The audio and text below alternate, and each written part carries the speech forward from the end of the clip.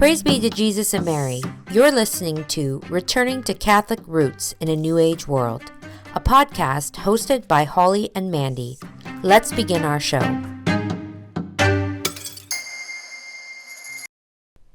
Hello, everyone, and welcome back to our podcast, Returning to Catholic Roots in a New Age World. My name is Holly, and as always, I'm joined here by my mother, Mandy.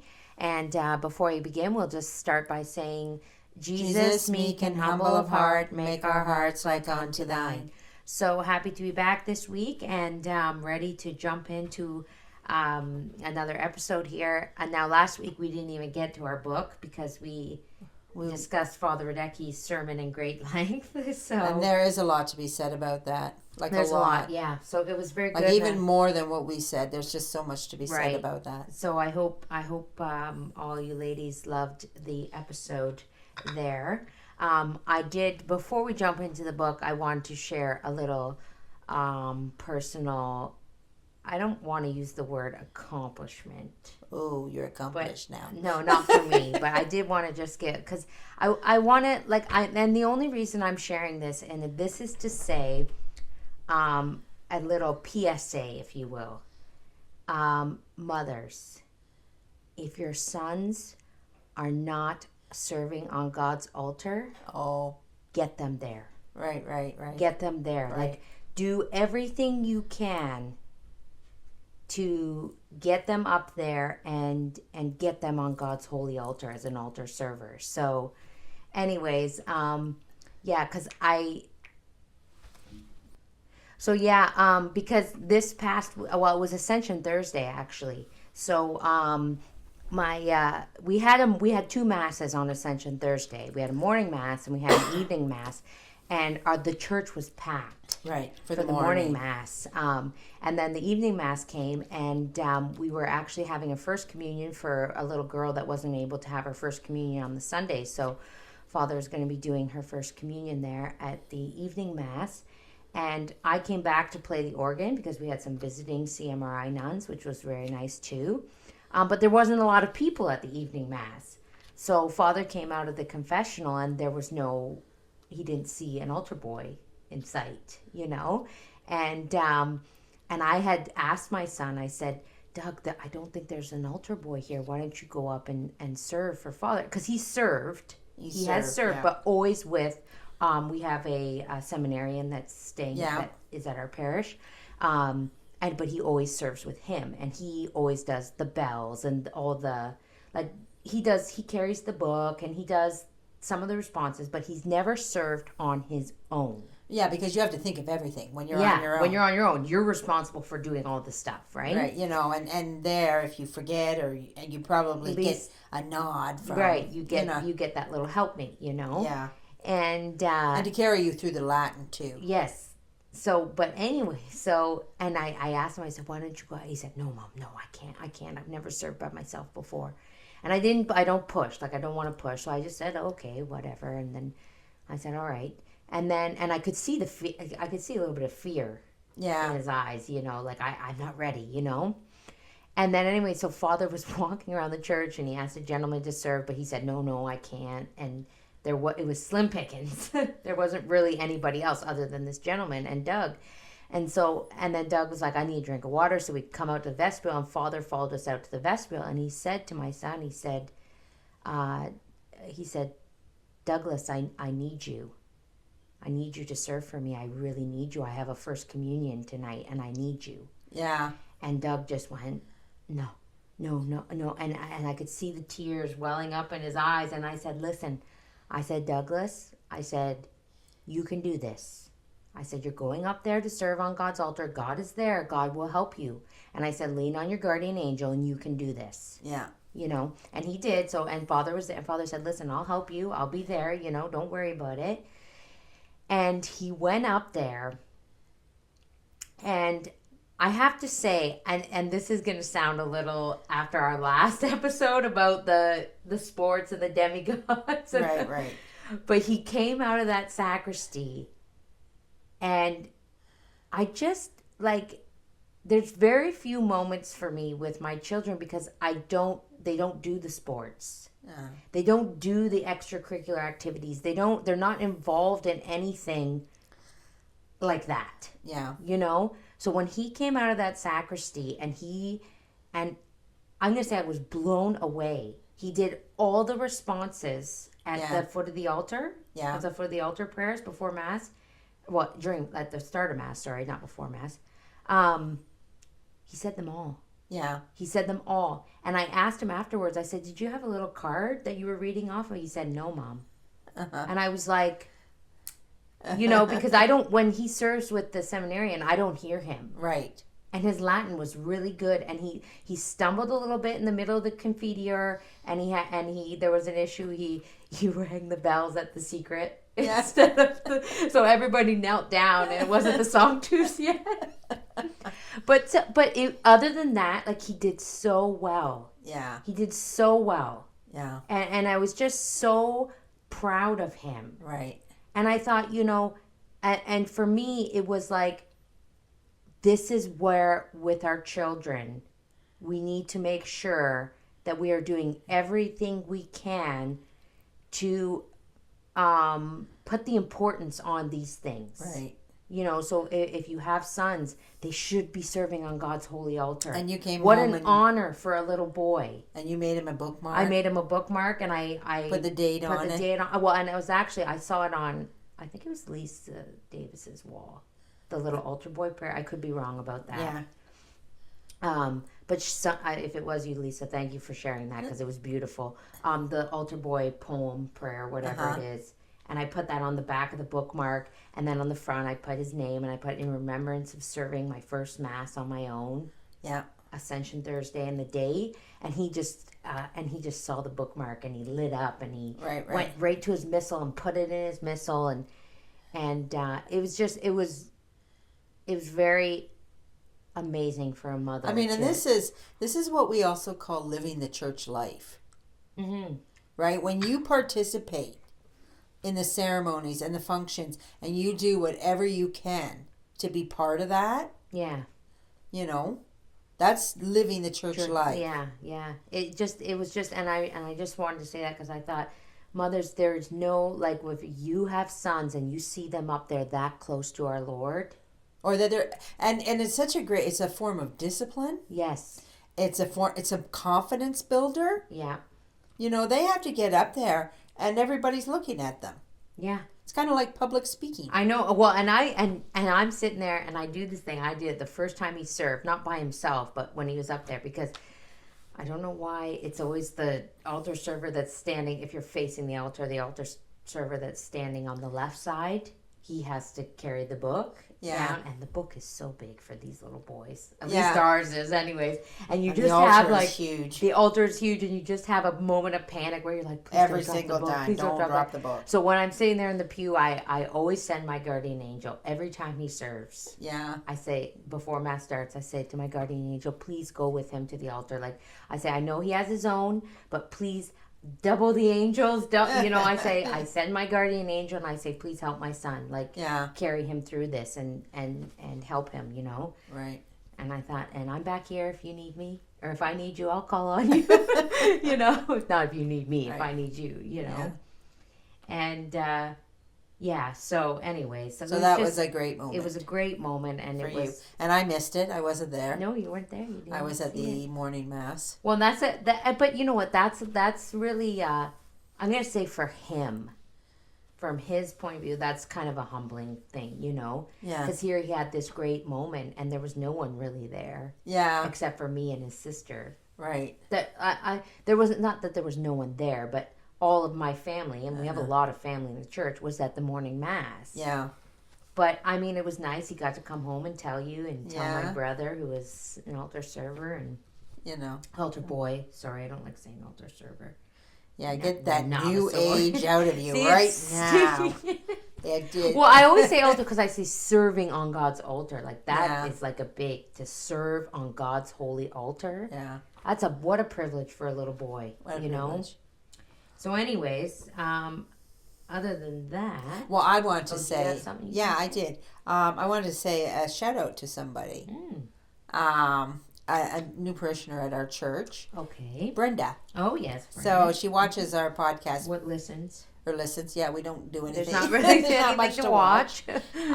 She listens to us faithfully, and I didn't know. And she's kind of brand new. I'd say a couple of years. Yeah. I don't know exactly how long she's been coming.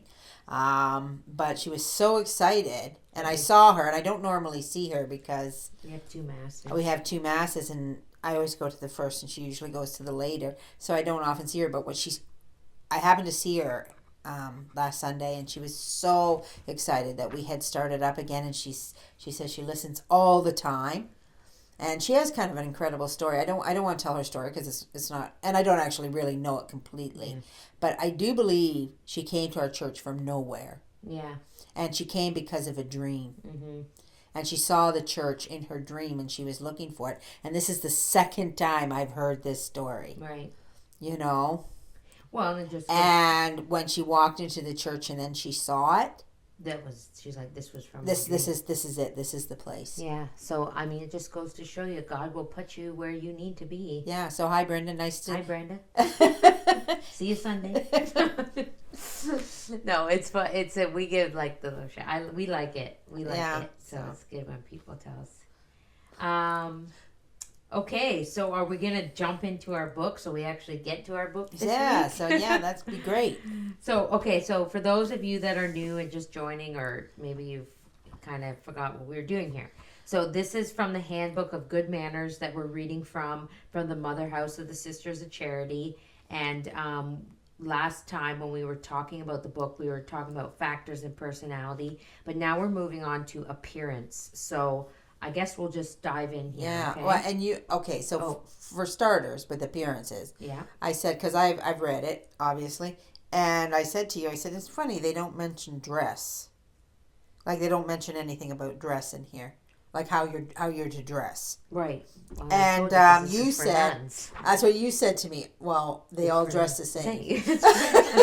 So I don't think they have to worry about modesty and they didn't probably have to talk about what you're wearing. Yeah. So, but so interestingly enough, though, they did have an awful lot to say about appearance, regardless of what you're wearing. Because there's more to appearance than just what you're wearing. Yeah. So Right? let's find out about that. Okay, so, quote, "Our first impression of a religious comes to us from her appearance. We are not here regarding attractiveness of features. Such reference would be worldly and inappropriate. We are dealing rather with aspects that are quite under a sister's control. Cleanliness and neatness, simplicity and correct posture," end quote. Yeah, and you know what's funny is Kevin and Ina did their Podcast on Monday? Matt and Kevin in the morning, and they talked about posture. Oh, did they? I haven't listened to it, so. Yeah, so anyway, Okay. so it has to do with our neatness, Cleanliness, simplicity, and correct posture. simplicity. So, I mean, as people, that's what we're looking for too.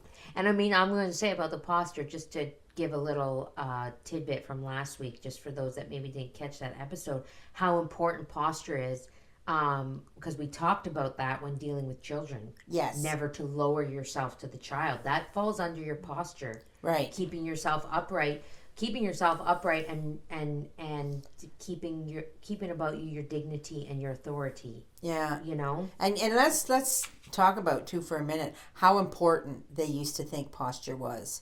Like girls had to walk around with books on their heads. They had to walk around with books on their head. Like you went to a finishing school and they went over and over and over your posture. And if you remember back in the What is a Woman podcast, I told the story about my mother being a teenager throwing herself into the chair. Yeah. And her uncle making her go up and down. So she sat. I mean, that's all posture. Yeah. That's all how you carry yourself, how you we've completely lost that. Right, we come flopping in and flopping here and flopping there and it is all about comfort. But like, maybe that's the problem though. It is the problem. Maybe we are too concerned with our comfort level. We're not very dignified. No, at all.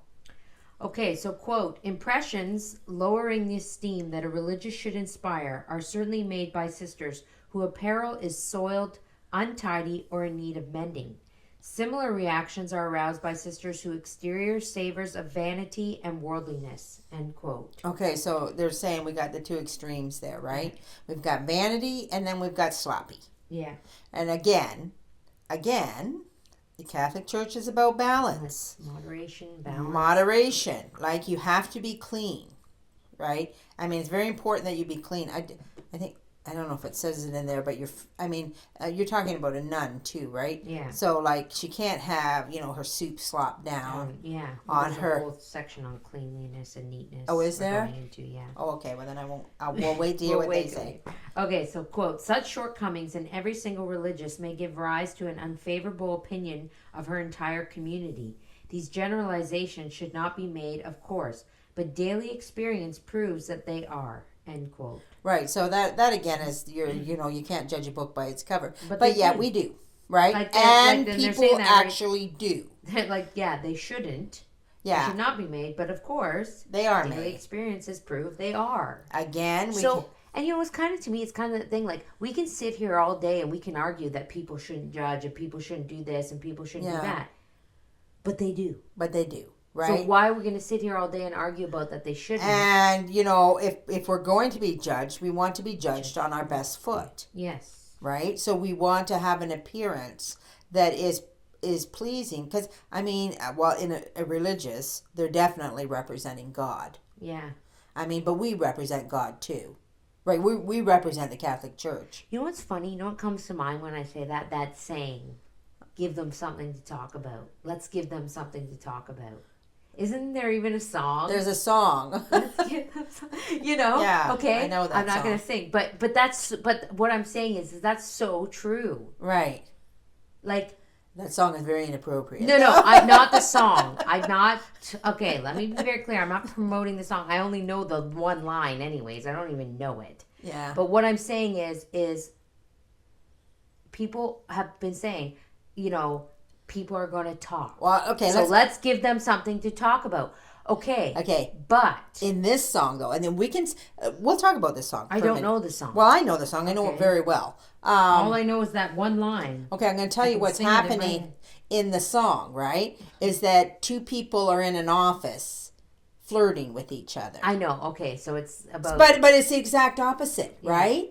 Or, well, people are going to talk anyway. Like that song is Antichrist. No, I know. So that's what I'm saying. People are going to talk anyway, so let's give them something to talk about. But that's exactly where I'm going with this, how evil that mentality is. Yeah. They say, well, if people are going to talk, I'm going to give them something to talk about. But what my point is people are going to talk. People are going to talk, but if you give them nothing to talk about. Or write things to talk about. Or write things. But I think in general, though. Yeah. I think in general, though, and this is not meant to be a disparaging comment or that everybody's evil, but people really don't want to talk about anything that's good. No, they don't. And I'm talking on a whole. I'm not talking just Catholic specifically. Especially women. If you are well put together, if you are clean, if you are neat, if you are tidy, nobody's really going to talk about you. You're going to probably go unnoticed. But if you come in all disheveled and ridiculous looking and unkept and untidy, people are going to go, look at her. Did she just roll out of bed? And also unassuming.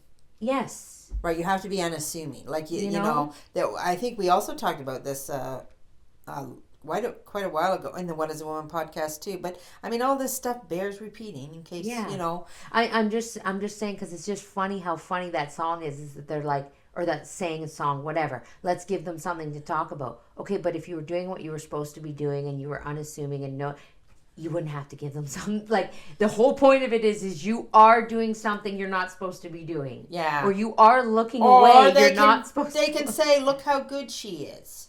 Yeah, if they so wanted to. Or look, you could say, look at the Catholics, look how good they are. Yeah. I mean, and I'm going to point this out too, that that doesn't always happen with good appearance and stuff like that. No, because a lot of people hate it. Yeah, they misconstrue that as hoity, hoity. They think they're better, or you just think you're better than everybody yeah. else. Like, I mean, it's all part. But the point is, you have to stand before God. Well, and that's what I was just gonna say. The whole point of it is, it does at the end of the day, if you are putting your best foot forward and you putting on your best appearance, and not in a vain way, but in a pleasing way to God. Yeah. If you were like, because I struggled with immodesty a lot. A huge reason why I fell away from the faith.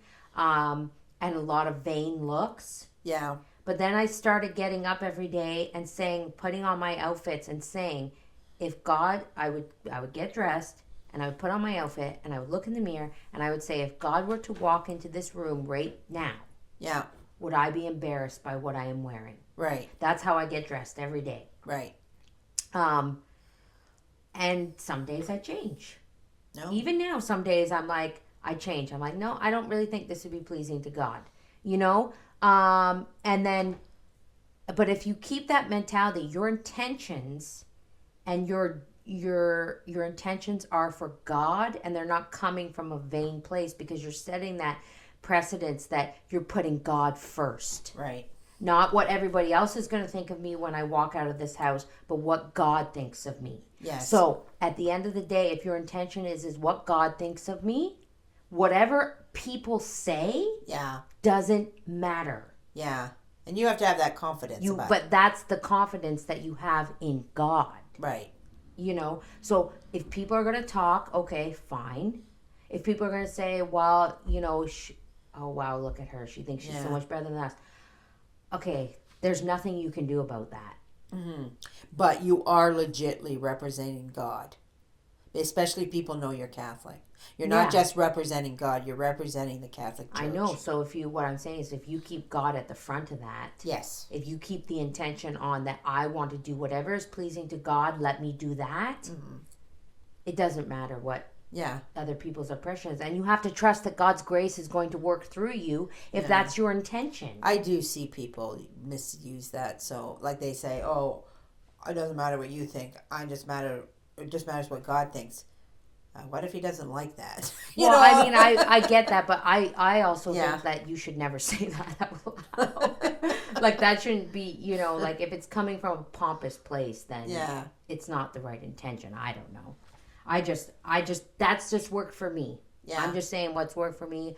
I struggled with immodesty. I struggled with wanting to wear trendy fashions, not yoga pants or anything like that, but just, I'm going to say wanting to blend in and not look like a Catholic. Yeah, but I think... Do you know what I mean? I do think there's a balance, and there's a certain amount of that that's necessary. No. Okay, let me give you a specific example. Okay. Ripped jeans. Oh, yeah, no. Ripped jeans, trendy running shoes, trendy fashions. That's what I'm talking about. That's what I struggled with. Yeah. Wanting to be trendy and cool. Yeah, no, you have to try to be as unassuming as possible. I'm not saying and that as I wanted simple to as possible. Yeah. You know, without crossing the line to Mennonite. Right. So that's like you're not wearing a uniform. Right. And then when I put that idea of wanting to be trendy out of my head, it was greatly helpful to me. Right. To not be like, okay, I walk into the store and there's I'm gonna call it the cool mom look. Yeah. I don't know if this is in the States or if it's just a thing here in Canada, but I'll use the hockey moms as an example. Yeah, we can always use hockey. We here in Canada, well, that's all we have. Well, that's what we have, right? Yeah. So there's this thing called a hockey mom, and she's got her cup and her trendy glasses and her. Well, actually, I could be spouting off stupidness here because I don't really know what it means to be a trendy hockey mom because my kids aren't in sports. But you see them on the internet. Well, and I do have one in my family, an in-law in my family who's considered to be a trendy hockey mom. So that's what I'm basing this off of. Yeah. And they every time they go to the arena, they look cool, they look hip, they look trendy. Yeah. You know? It's all about the look and the package. It's all about the look, and it's laced with a lot of vanity. And what I'm saying is for a long time, I tried not so much be a hockey mom, but I tried to make sure that when I went out, I looked trip. There's a new word for you. I looked hip, trendy, and cool because I just wanted to You do want to stand out to a certain extent, but you also don't want to stand out too much. Right. You just want people to go, oh, there's a hip, trendy person, you know? You don't want to be a freak. Yeah. Yeah. I think that's what you're But saying. what I'm saying, it's all laced with vanity. Yes. It all comes from a place of vanity. And yeah. But yes. And you have to stay in the middle. You have right? this. You can't, like this hockey mom thing, and then you go right to the extreme where, people dress like they're religious when they're not really religious. Right. You know? So there is a balance. There's a perfect balance. And I mean, God, that's what God expects. I mean, I don't exactly know how to tell people how to get that balance. Yeah. I mean, you have to pray for it. You have to pray for it. You have to pray for that grace. You have to pray. And I was saying this to my mom the other day. If you don't have the prayer life, and if you don't pray for these graces and these gifts, they're not just going to come down and smack you in the head. Yeah. You have to pray for them. You have to ask for them. We have to put more prayer into the world. And I'm talking about myself when I say that. I'm saying to myself too. We have to pray, and we have to put the prayer life out there. Okay, quote. Conversely, esteem for a given congregation, and indeed for religious life in general, is increased by the appearance of a sister whose personal cleanliness and neatness are evident, and whose bearing indicates religious simplicity and dignity. Right. End quote. That's two very good words there that I like very much. Simplicity and dignity. Yeah. Like simplicity, I think, and I was just saying this to you. You just said it. I think in our world today, we overcomplicate things way too much. We make things bigger than they are. And what is really missing is the simplicity. Yeah. Oh, that's in St. Teresa. Yes. Story of I the was soul. telling my mom I'm reading the story of the soul, and I believe I've said it in this podcast again. I've read it many times in my youth, and I'm reading it again, and I cannot believe how simple this book is. Yeah. Like, it's very simple. I could read it, and then I could hand it over to my daughter, and she could read it. I could hand it over to a 10-year-old, and she could read it. I'm convinced of it. It's very simple, and it's just a saint telling her story. Right. And as I was told, recently, Saint Teresa was very simple. She did not overcomplicate things. All the saints are simple. Yes, very simple souls. I know, but you do read some. You do read some books from some saints, and they're very deep, and the depth is very. Yeah, imagine Saint Thomas Aquinas. Right, you know, like I don't believe I could give a book from Saint Thomas Aquinas to my daughter and her. Yeah. What I'm just saying is, and we've said this before on the podcast, and why I like to repeat it, and I do believe it bears repeating, is that God did not set parameters that he didn't think anyone could attain. Right. He is not going to make heaven unattainable for you. Right. So we have to have trust and confidence in that St. Thomas Aquinas, a great scholar, St. Teresa of Avila, a great doctor of the church, all these really... She's not a doctor. Or sorry, not... Just to clarify that, because the novice order made her a doctor. No, I know. What I mean is, like, she was very wise is what I'm saying. Like, her writings are very wise. But then you have St. Teresa. Uh-huh. A simple Carmelite nun who turned her back on the world, who shut the world out, and just lived a very simple, quiet, recluse life. Right. God has made it so that every soul can attain heaven. Mm-hmm. You don't have to reach this high threshold of intelligence to get to heaven. That's why, people, this is just an off topic here a little bit, but that's why a lot of people will say they have this issue or that issue. Because people, we define our children like this, and we define ourselves based on our issues. Mm-hmm. So if you're going to live by that issue, right? If you're going to define yourself, okay, we'll pick ADHD. Mm-hmm. Okay, so if you're going to define yourself by that issue, what you're literally saying is you do not have the capacity to be a saint. Right. Right? Right. Because that's a disorder. Right. Yeah. And that's not true. No. because God gave it to everybody. Right. So You know, and so I just really like. I think when we're thinking about these things, and this fall, the reason why I'm saying this, because this does fall under appearance. It does fall under the way you carry yourself, the way you act, the way you are, your dignity, the way you talk, the way you speak, the way you know, right. the way you interact with people, the way you carry yourself, use your hand, whatever, your mannerisms, mannerisms. Yeah. You know, make it like, let's simplify things. Mm-hmm. Let's simplify things and let's bring them down to the basics. And it's the same way. And you look at the catechism, the way the catechism is designed. Yeah. It's the same thing on repeat over and over and over again so that the simplest soul can understand it and get to heaven. Yeah. The catechism is the same for grade 1 as it is grade 12. So when I look at my son and I say to him, Doug, how do we get to heaven? Yeah. And he turns to me and he says, I have to know, love, and serve God. Yeah. And I expect that answer to be the exact same when he's 35. Right. As it is when he's standing here in my kitchen telling me at 10. Yeah. You know, because really, as we grow and as we grow in intelligence and whatever, the basics are still the same. Right, right. The fundamentals are still the same. Those do not change. And that's the way God designed it so that everybody can attain heaven. You know, so think about that when we're thinking about our appearance and the way we carry ourselves. Be simple. Be simple. Be simple and be dignified. That's why I like that. Yeah. And if you're attaining simplicity and dignity, like if that's what you're striving for, I mean, like if you're trying to attain those virtues, simplicity and dignity, yeah, I don't think you can go wrong. I don't know. No, not at all. You know? And it's not hard. And simplicity and dignity is not hard. That's what I mean. Why they call it simple. You know, everybody should be able to attain those things. And, right. You know?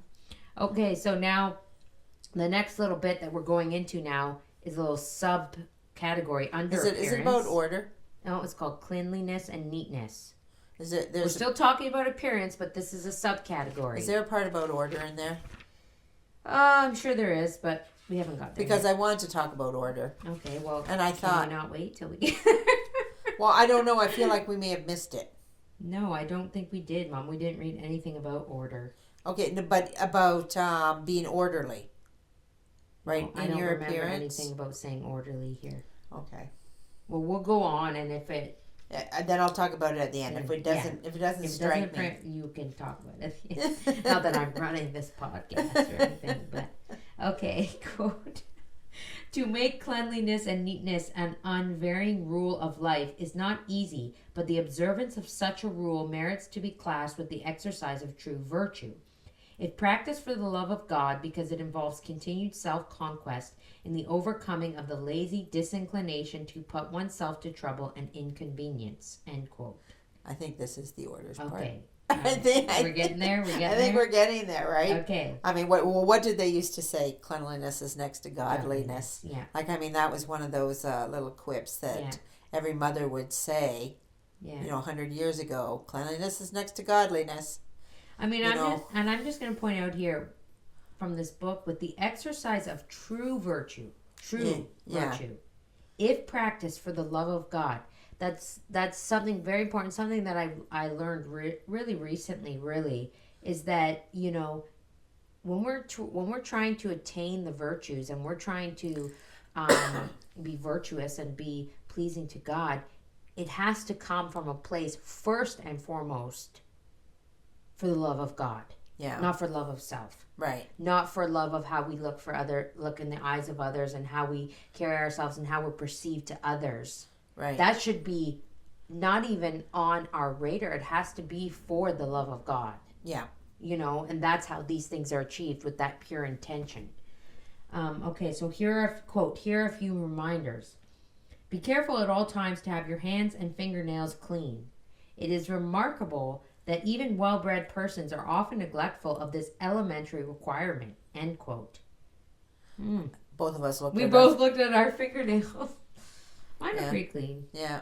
But these are all things that we used to teach young girls. Yes. and young boys really Yes. in finishing school. And the other thing too is when my son, back to the altar boy for just a second, when my son started taking altar boy lessons from the seminarian at our school, or at the church, sorry, that was the very first thing. One of the very first things he told him was that when you come to mass on Sunday, make sure your hands are always clean and that your fingernails are clean if you want to serve on God's holy altar. Oh wow! He told him that, and I was like, yeah, that is so true. Like you're going up here to touch all these holy things that come so close to our Lord. Yeah, and you got grimy hands. And you got grimy, gross fingernails. Which is, kind of normal for boys. Yeah. No, he told him. He said, your fingernails and your hands better be clean, when you come here. So that's very good. Okay. Quote, adjust each article of your religious costume neatly, wearing your habit and headdress in such a way to show your appreciation of your sacred dignity as a spouse of Christ. You're laughing because they called it a costume. I just laughed because they call it, because I would never think of it as a costume, but I guess back then, that's what they called it. But your costume. I feel like that's kind of like, okay, all right. I think if I had to call it a costume, but it's not. But what we can take from this and put it into our own words to suit ourselves is we can just take out the word religious costume and we'll talk about ourselves, because obviously this is not. Well, this is my perfect. I think this is the perfect spot to interject my ideas on order. Okay. All right, so because I have a personal. Oh, Mom, there is a thing about orderly. Okay, I'll save it. You save it. I just flipped the page, and there is actually, I see the word orderly. Okay. So you just save it. Save it. I know you're chomping at the bit to get it out, but I want it to come in at the right spot. Okay. So, I mean, I don't really think we need to, your appreciation of your sacred dignity as a spouse of Christ, even though we don't have that great honor of being a spouse of Christ. We do have a sacred dignity as a child of God. As a child of God, yeah. I mean, there's a quote in the Bible, I don't have it off the top of my head, but Jesus says, you're the one that calls yourself a child of God. Yeah. Like when he's yelling at the Pharisees, which he does all the time. Yeah. Yeah. He said, you're the one that called yourself a child of God. Yeah. Yeah. So rise up and be that. Yeah. Yeah. Okay, quote, keep your clothing mended, frayed linen sleeves and hems worn to a fringe, and unheeded holes, rips, and tears do much to lessen the respect externs should have for a sister, end quote. So what about all those ripped jeans? Yeah, there you go. Ripped and tattered clothing, or that we deliberately look like we're wearing ripped and tattered clothing because it's trendy. Yeah, or just even sloppy clothing. Yeah. Baggy sweatpants and baggy sweaters and I'm not a fan. I mean, I think the problem that we have as Catholics sometimes is we think that baggy means modest. Yeah.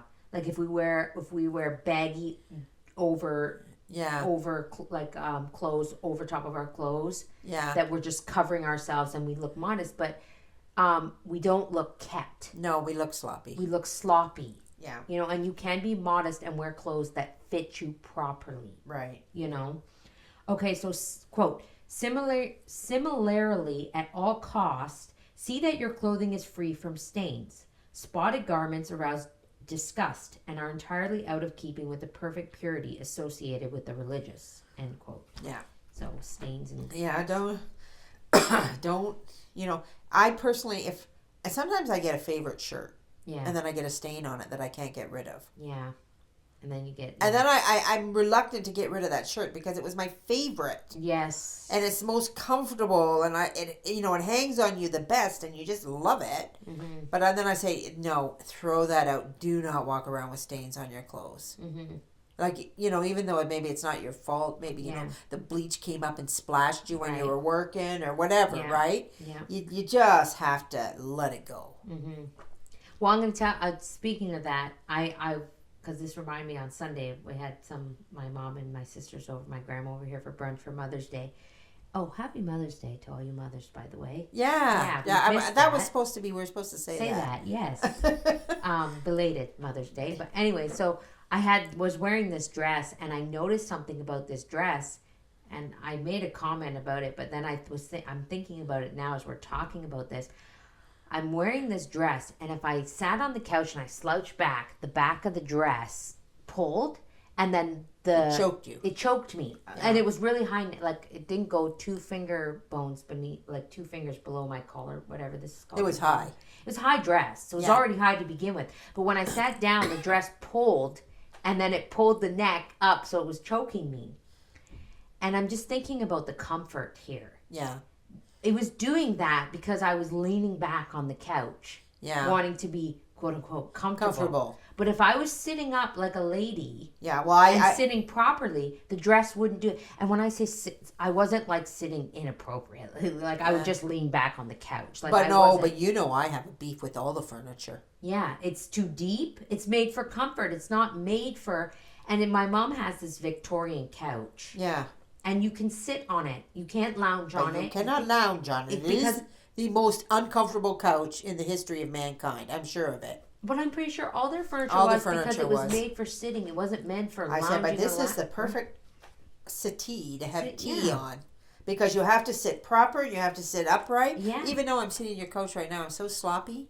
Don't eat. I wasn't going to tell the ladies. I know, but it's because this couch is too big. And I can't sit in it properly. They make the furniture too big, too comfortable, too... It's all made... It's not... It's barely made for... it's one step above sleeping. Yes. Yeah. So that you can just, veg out and watch TV and be a couch. What's that saying? A couch potato. Yeah. Well, you can't be a couch potato on my settee. Yeah. The couch does not allow it. Right. Right. Yeah. Okay, so Mom, here's your time to shine. Oh, my time to shine. Quote. Maybe. Be neat and orderly about everything granted for your use. Toilet and sewing materials, stationery, school books, and prayer books. End quote. Yes. So what do you have to say about being orderly? My biggest pet peeve in the whole entire world is 3 little letters.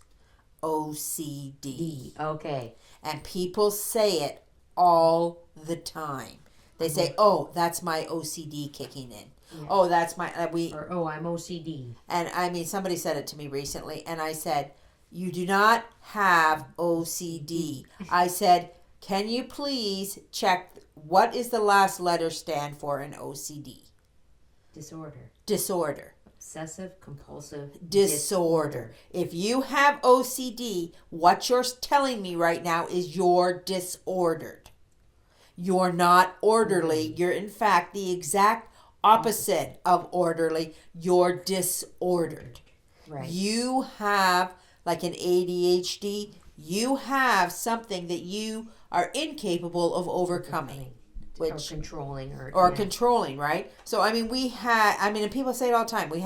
In our store, we had a vendor. She came in and she sold bath bombs, and we're standing there talking, and all of a sudden she goes over to her display and turns all the bath labels so that they're facing the right way. Mm-hmm. And she goes, "Sorry, that's my OCD." Well, it's not OCD. It's not OCD. You literally made that orderly. You made that orderly, and it's good merchandising. Yeah, it's not OCD. It's actually a good thing. It's a good thing. So, like, you just want everything to be ordered. So why do we go around labeling this? And as I said to this other person, back in the 80s, there was a television show about a detective called Monk. Yes. And he had OCD. Yeah. So he had a mental illness. Yeah. Right? So please, people, do not use the term OCD. If you're orderly, that's a good thing. Yeah. If you're compulsive, what's it say? Oh, obsessive compulsive about order, that's disorder. How about we start calling it OCO? OCO. Obsessively compulsively orderly. Oh, yeah. But anything that's obsessive or compulsive, it's a disorder. It's got to be moderation. It has to be moderate. You have to look orderly for the sake of looking orderly, for the sake of loving God and presenting yourself properly. Like, and I worked in the school board for 10 years, and I did work with children, young adults that had disorders, like, here's a good one. The Rain Man. If you've ever seen the movie The Rain Man, it's really old. It's with Tom Cruise and Dustin Hoffman. Yeah. And Dustin Hoffman has an extreme form of autism. Uh-huh. So he has OCD. right? Yeah. So what he's doing is, you know, what was the things he did in the movie? 7 o'clock, Jeopardy, Jeopardy, gotta watch Jeopardy, gotta watch Jeopardy, gotta watch Jeopardy. You know, and he doesn't stop. They don't stop. Yeah. They're disordered. I had a woman come in when I worked at Canadian Tire once years ago. I thought we were going to have to call the police on her. We couldn't because she came in with her bike and she wanted her bike fixed. Oh, I remember this, yeah. And the bike guy, you have to leave your bike, and the bike guy comes on Tuesdays, and that's that. Well, she wouldn't take that. No, she bought the bike. The seat needed to be lowered. That's what she wanted. You know, I swear to you, it was she was 2 hours. About the first 45 minutes in, it took me to clue in that there was something wrong with her. Right, that she wasn't... I kept trying to explain in every way possible that no one here can fix your bike. There's not anyone here to do it. You know, and then the manager came over, and then he was trying to explain to her, and it was like, and then he tried to fix her bike because we couldn't get her to stop. Right, and then once he did that, then she wanted more, and then once you couldn't say that no one. Oh, it was just awful. Like it really, like that's a disorder, people. Yeah. OCD is not something you should ever want to be or consider yourself being that. Like if you use the term, take it out of your vocabulary. Well, the problem too is, I'm just going to say, the problem with this OCD is that the words have been misused. Right. And they've been twisted into something that's a positive. Yes. Like you see it on shirts. I'm OCD. I gotta have my way, or like or almost like bragged about. Yes. Like it's bragging rights. I'm OCD. I like to have everything in just a certain. And it's like they're not using the word properly. No, they're not using it properly. Like it's good to be orderly. Just be orderly. Just be orderly. Don't just be orderly. Just be orderly, and if people come in and mess up your bathroom, just put it back orderly again. Like it's just simple. Yeah, simple. Simple. Okay, so quote, make your bed neatly, taking the trouble to draw the sheets, blankets, and spread tightly into place. Keep your washstand, cupboards, lockers, drawers, and desk in order. A special help toward doing so is to reduce your belongings to a minimum. The spirit of poverty is a very practical service in this respect. End quote. That's very good because that's a very good point. To reduce your belongings to a minimum helps you to keep order. Right. Like the more you have. Oh, trust me. The more, like. Who knows that more than I do? Well, we had like 3 houses come together or something, 7. 3. Yeah. Yeah, 3. Yeah. So a giant store. My mother's 7,000 square, and my son. Yeah. We have stuff on top of stuff. My mom says our stuff has stuff. Our stuff has stuff, and we're trying to get through it and trying to get orderly, but it's very difficult. Yeah. Well, and that I think the good lesson here in that is I think, and I'm including myself in this, we put too much meaning into objects. Yeah. We put too much meaning into things that should have no meaning, and then we can't get rid of them. Mm-hmm. Because everything has a meaning. Everything has this was important because. This is important to me because. And when really, at any stage in your life, at any day, any given moment, I'm going to say any second, you need to be ready to leave this world. Yeah. You cannot be attached to things of this world. Uh-huh. And that goes for everything. Right. That goes for everything. So if we're going to put such importance and precedence on material objects and things, that's a problem. Right. And hoarding is also a disorder. Yes. Right? So if you're hoarding things, yet again, that's another disorder. Right. I'm a hoarder. I mean, and this is why the religious this is why the religious do exactly that. That's why they take their vow of poverty. Yeah. Because they want nothing in this world. Yeah. They want to be ready to leave at any point and not be attached to anything from this world. What they want is everything they own to be in their invisible suitcase. Yes. Ready to take to heaven. Yes.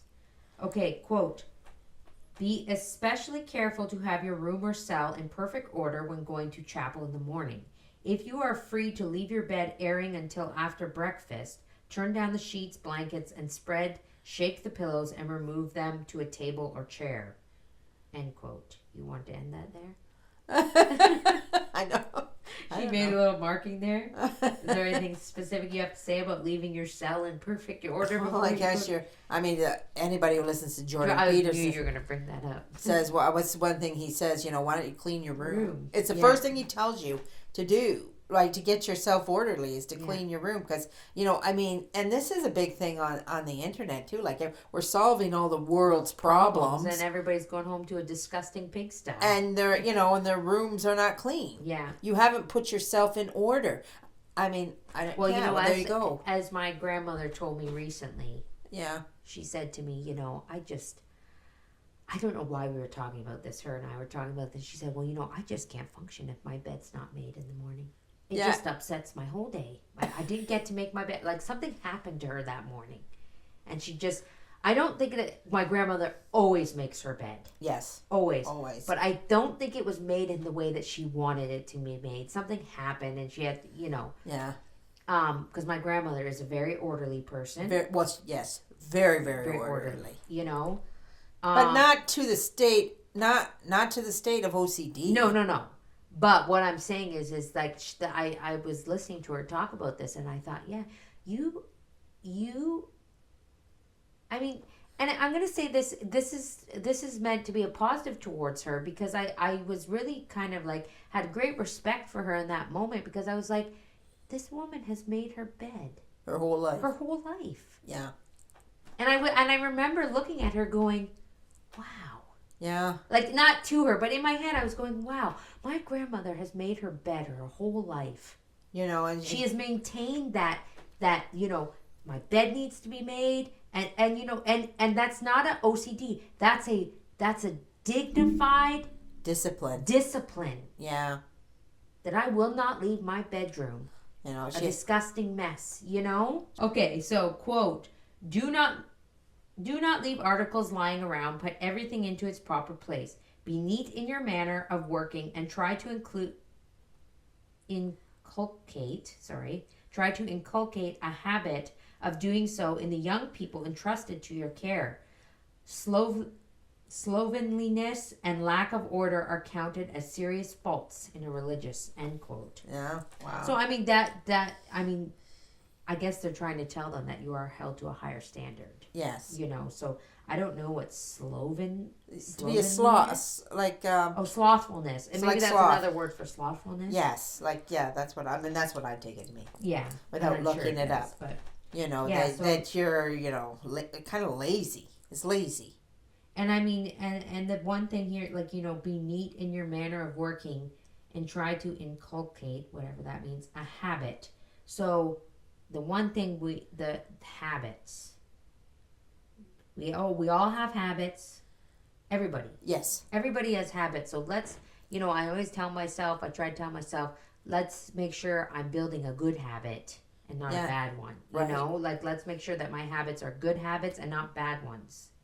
Like, when I was a kid, this weighed really heavily on me, actually, as a kid. And I, thinking back on it, that I bit my nails. Right. Really bad. And my grandparents were always on me about it. Yeah. My grandmother, who, again, impeccable nails. Yeah. Like, to this day, yeah, her nails are impeccable. And if she breaks a nail, whew, yeah, but she always put that, and I'm saying this, it was not a place of vanity. It was a place of dignified, diligent duty. Yeah. That your nails had to be kept. That you had to have good looking nails, And it was a thing of dignity to have your nails. And she was always on me about my nails. Always. Mm-hmm. Do you remember? Yes, I do. No, I do. And my grandpa was going to put hot sauce on my fingers. He always made jokes about, we're going to put hot sauce on your fingers if you don't stop biting your nails. You don't bite your nails. No, I don't. Yeah. I mean, they're short right now just because I work with my hands a lot. So, but they're not like when I was a kid, they were really short. Yeah. I would bite them down really bad, I'd forgotten you did that, actually. Yeah. And just one day, I don't know how Actually, I know how I stopped biting my nails. How? I got pregnant. Oh. And when you're pregnant, your nails get really strong. Oh. At least that's what the doctor told me. Because I remember telling my doctor, wow, my nails are like growing. Yeah. I've never had nails my whole life. Yeah. And then I remember seeing them once when I was pregnant, and they were so beautiful. Yeah. And I remember telling him, I'm never going to bite these nails again. And you didn't. And I didn't, and I just stopped, But when I think about that, that was a really bad habit, and it really bothered me. Yeah.